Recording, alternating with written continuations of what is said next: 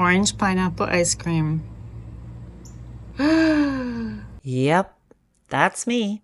You may be wondering how this 57-year-old grandmother and new rider ended up in a random tiny hamlet in the middle of nowhere eating ice cream, contemplating the benefits of motorcycling. Stick around, and I'll tell you on this episode of Upside Down Beautiful. Hi, I'm Upside, and welcome to my channel. This is Daisy, my KTM Duke 390 that I acquired a short 10 weeks ago. Is she better than ice cream? Well, that's a tough call. However, even though I'm a brand new rider, I have already discovered 5 benefits to riding. And I think the last reason will absolutely shock you. At least it surprised me. I didn't see it coming at all. Today's gonna be a good day. Wake up. Today's gonna be a good day. Wake up. The first benefit that I've discovered to riding a motorbike is pretty obvious, but it's worth stating. It's a lot of fun. And I have the audio to prove it. There are a lot of joyful sounds happening underneath this helmet. Woo! Did you go up that hill? Yeah, I did. Nice. Yeah, it was fun. Doesn't get any better than this, ever. Oh! Woo! Holy cow! Woo-hoo!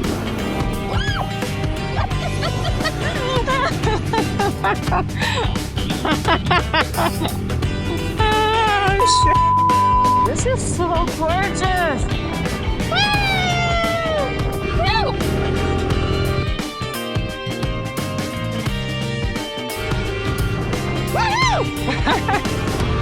Let's see! Woohoo! The second benefit I've discovered is connection to your surroundings. In the metal cage we call a car, there is a barrier between you and the temperature, the smells, the wind, and the natural beauty. Blue skies, lakes, canopies.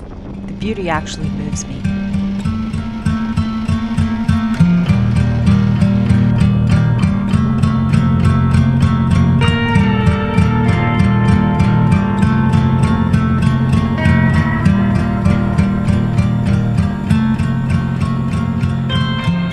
The third benefit I've found is connecting to others. I've especially enjoyed spending time with my brother, who is a longtime rider. So here we go. We have baby and big brother. And then there's the time the city bus driver hung out the window, honked at me, and gave me 2 thumbs up.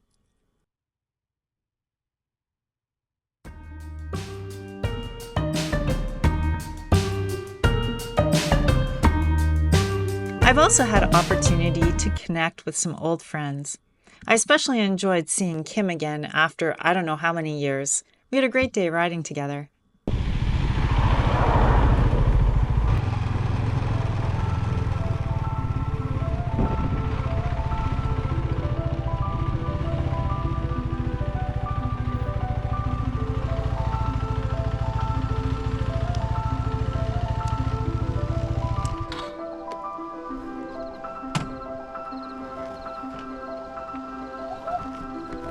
How are you? I'm good. It's so good to see you. It is. It's been years. I was trying to calculate actually, and I think the last time I saw you was at Chapters. Remember we Oh, ran into each other in Chapters. You were telling me about the book that you had written and got published, and I remember hearing it was like you were saying it was really hard or whatever. So I was like, I don't know that end of the world, communications or whatever. So Yeah, I think we went out to eat once at Arabesque. Oh, we could. Was that after or before? I don't I know. feel like that was before, but yeah, that's right. Oh my gosh, that's Oh, right. you look great. Thank you. So do you. Well, You're all garbed up. For all sure, garbed so. up. But yeah, Excellent. So it didn't take very long to get here. no, it's no, not. it was great. Good to see you. I'll take my helmet off because I can't hug you with my helmet on.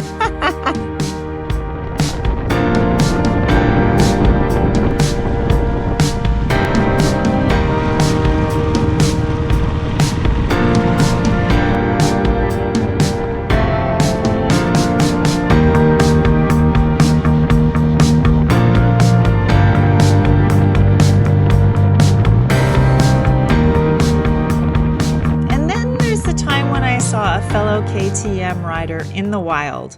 I was coming out from getting some gas, and he was coming in, and he circled around, and we had a nice little chat. He asked me how long I was riding, and I told him at that point 8 weeks, and he complimented me on my clutch work. I don't think I've ever felt more seen in all my life. Aww. The fourth benefit to riding a motorcycle is you have to be in the moment. You have no choice. Your life literally depends upon it. You need focus. You know, some days it's actually like real life Hunger Games out there. I hope my dad's not watching. But yeah, it can be kind of dangerous. People are unaware on the road, and you have to really, really focus. And I find that when I'm in that focus, there's no room in my brain to worry about other things.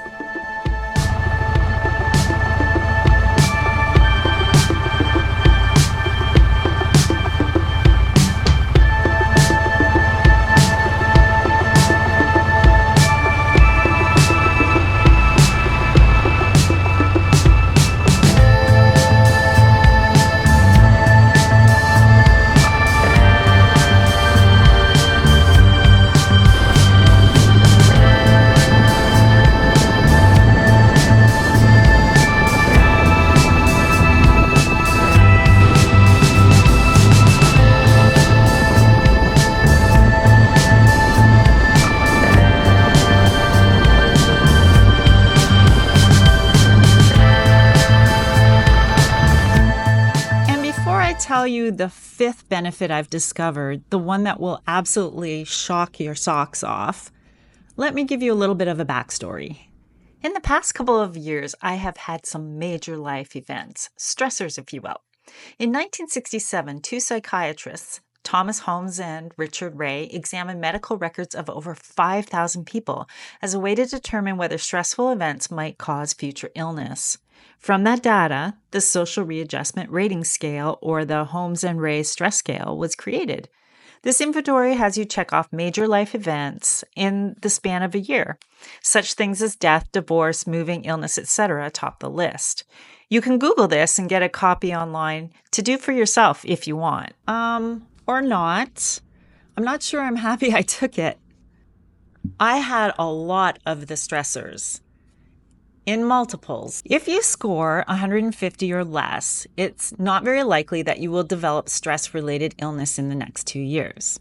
If you score between 150 and 300, there is a 50% chance that you may develop some stress-related illnesses in the next 2 years. Here's the kicker. If you score over 300, you have an 80% chance of developing a stress-related illness in the next 2 years.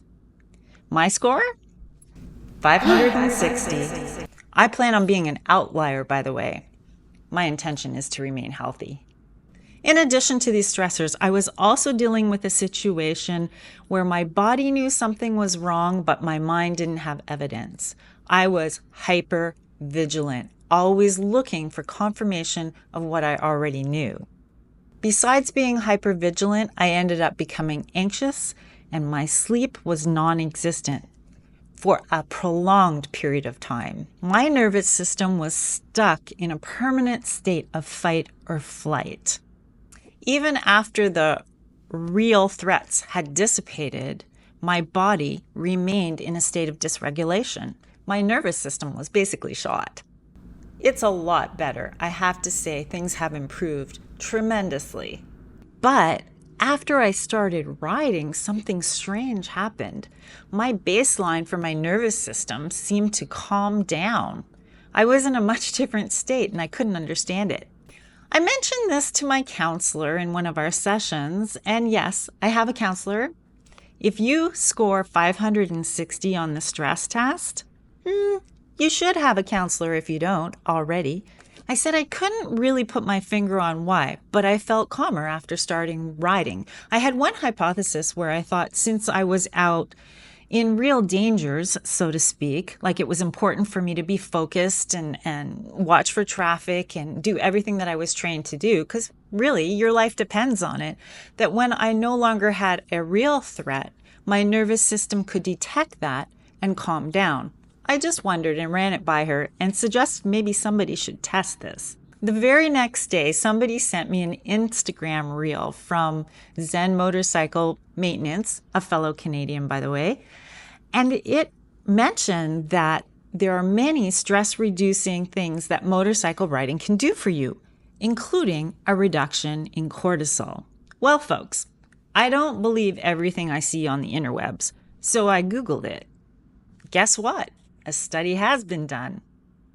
A study, full disclosure, it says it was funded by Harley-Davidson, was done at UCLA with a couple of psychiatrists. What happened was they took a group of riders and tested them with electrodes and various other biofeedback ways before and during and after riding their motorcycle. And sure enough, the biomarkers for cortisol, which is a hormone associated with stress, were reduced by 28%. Who would have thunk it? Not me. So the fifth and most surprising benefit that I have found from riding a motorcycle is a reduction in cortisol. So, is riding a motorcycle actually better than ice cream? Well, let's test it. Mint chip is really, really good. But there are many, many benefits to riding a bike. My beautiful lesson in all of this is on a motorcycle and in life, the unexpected blessings are sometimes the most impactful. No. So that is how this grandma ended up on a leisurely, cortisol-reducing ride contemplating the benefits of ice cream and Daisy Duke, her motorcycle. Feel free to comment and tell me what your favorite thing is about riding a motorcycle. If you want to follow my journey, please consider subscribing to this channel. But more importantly, remember that life is beautiful, even when it's upside down.